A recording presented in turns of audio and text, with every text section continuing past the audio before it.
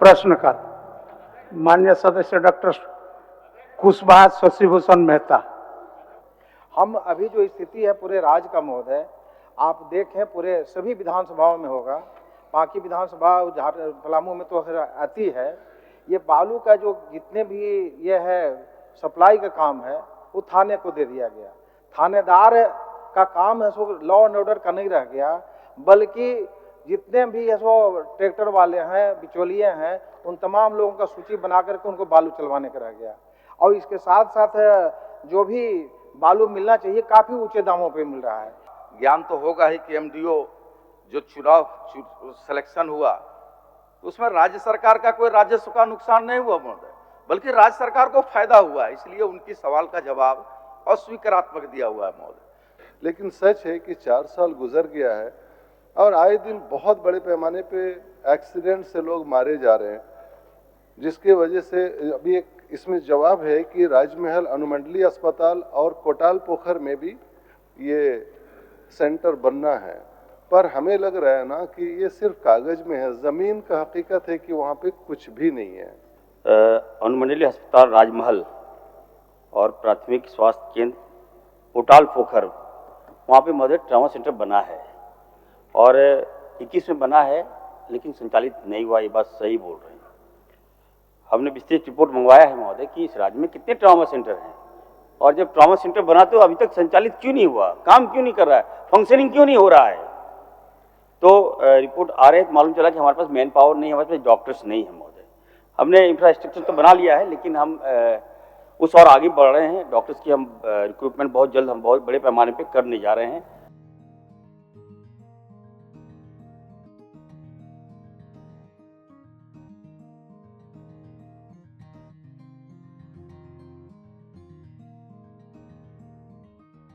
माननीय सदस्य शून्यकाल की सूचना। वर्षों से जगह जगह पुल लंबित होने के कारण सड़क दुर्घटना में कुछ दिन पहले सुनील महतो जी का देहांत हो गया था। प्रतिदिन दुर्घटना होती रहती है। आम जन का आगमन में भी काफी कठिनाइयों का सामना करना पड़ता है। मझियाँ प्रखंड के करमडी मेन रोड से जोगीवीर नहर होते हुए ग्राम सकरकोनी तक एवं पलामू जिला के उटारी प्रखंड में ग्राम बसरिया से करकट्टा जोगा जमदिया होते हुए चचरिया मुख्य पथ तक सड़क काफी जर्जर स्थिति में है।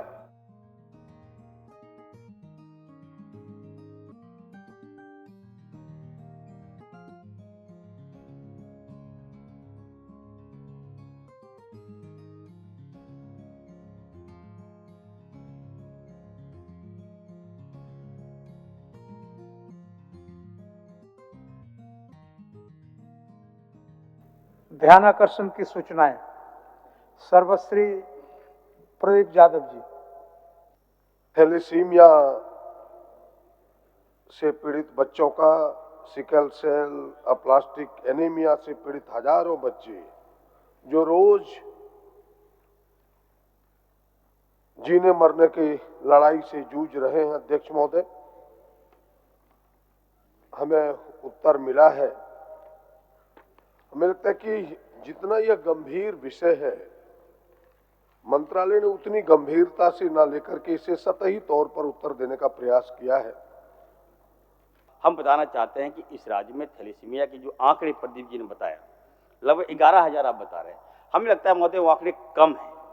राज्य में कितने थैलेसीमिया के पेशेंट हैं, कितने हमारे सिकल सेल के पेशेंट हैं, सबका हम जांच कराकर हम सदन को अवगत कराएंगे कि भाई हमने सरकार से जानने का प्रयास किया, क्या उन पीड़ित बच्चों को जो ब्लड पैक्ड सेल ब्लड दिया जाता है, वो आपके पास कोई सेंटर है इस राज्य में जो फ्रीली उन्हें ब्लड दिया जाता है? आप सीधे बताइए हमें, प्रश्न तो ऐसा है मेरा।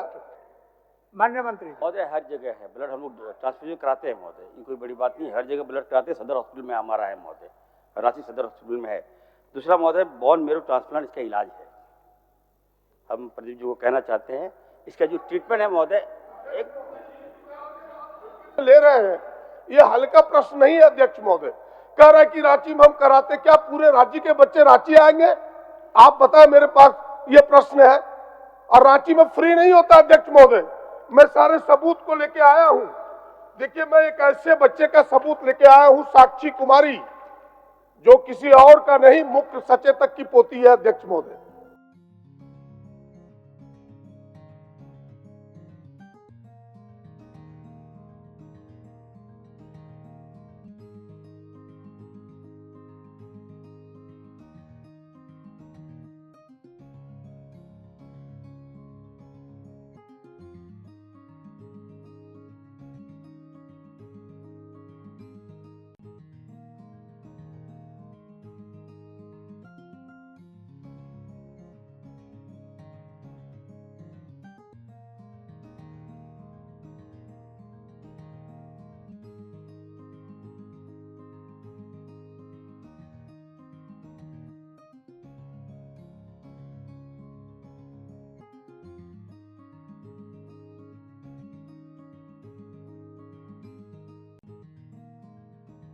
प्रभारी मंत्री वित्त।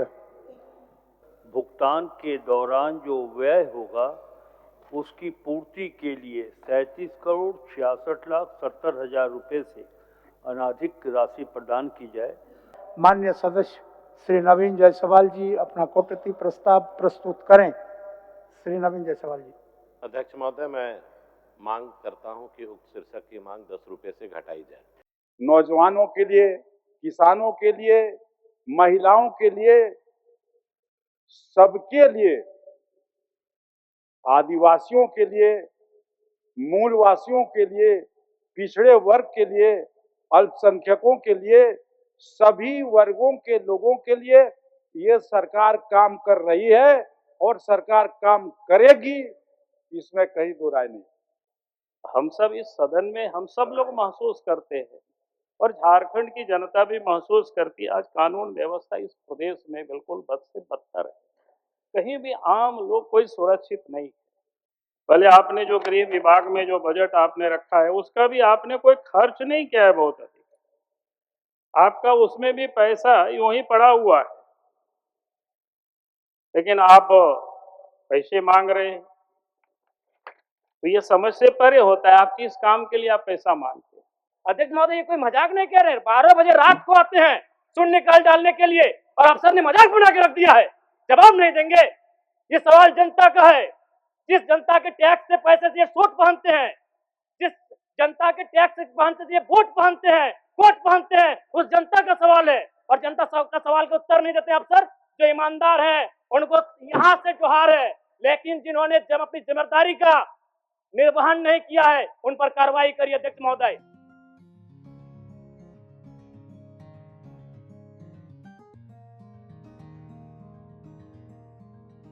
कि योजना मद में अनुपूरक बजट में जो 6,554.6 करोड़ रुपए का प्रावधान किया गया है, इस पर कोई वित्तीय भार नहीं पड़ने वाला है। यानी कि हमारे मूल बजट में जिन योजनाओं का प्रावधान हुआ था, यदि उन योजनाओं में कोई बदलाव हो रहा है तो उस बदलाव के कारण अनुपूरक के माध्यम से हम सभा की सहमति सरकार ले रही है।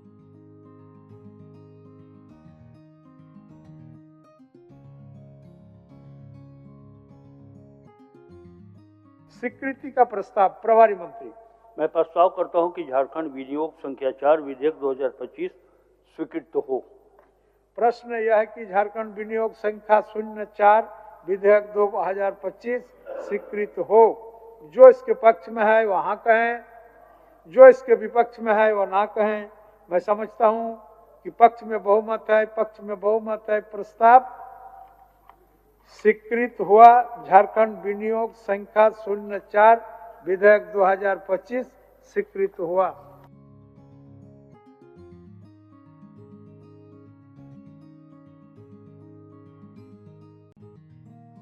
माननीय सदस्यगण, सभा की कार्रवाई बुधवार दिनांक 10 दिसंबर 2025 के 11 बजे पूर्वाह्न तक के लिए स्थगित की जाती है।